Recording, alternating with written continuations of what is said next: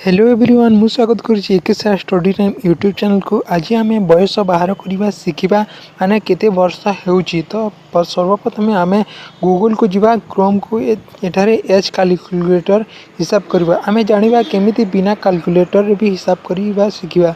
तो प्रथम आम एठारे गला परे एठारे बयस जदि होउची जेमिति कि आज तारीख जिते तारीख हिसाब करवा से जो अच्छी ताहा केते वर्ष होउची ताहा जना पड़िबो।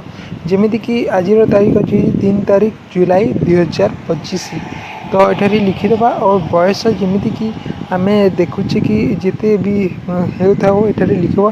बेसिकली एठारे माइनस होता है आज तारीख रु बयस तारीख एमती 1 जनवरी 2001।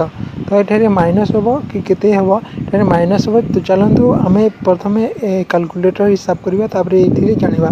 तो ये आम गूगल एज कैलकुलेटर को जीवे सर्वप्रथम एज कैलकुलेटर को क्लिक कलापर ये देखा ये टाइम मेन्यू डेट सबकि ये आम जापर। तो ये आम डेट ऑफ बर्थ देवा और तले एज देवा माने आज तारीख रू ये माइनस करता है बेसिकली कैलकुलेटर।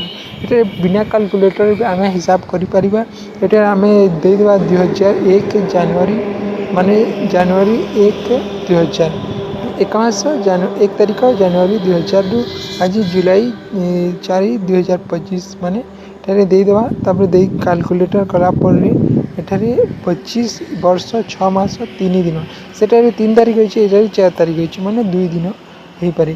तो ये जापर सबकि तो सबकि आम 4 तारीख हिसाब करी। तो ये गूगल रे आपने विदिन सेकेंड रे हिसाब करेंगे और जदि बिना कैलकुलेटर रे हिसाब कर माइनस करदे तो विदिन सेकेंड आप बयस हिसाब करवा शिखिबे। तो ये माने आज तारीख रु बयस तारीख को माइनस कले आम जापर केते वर्ष होउची।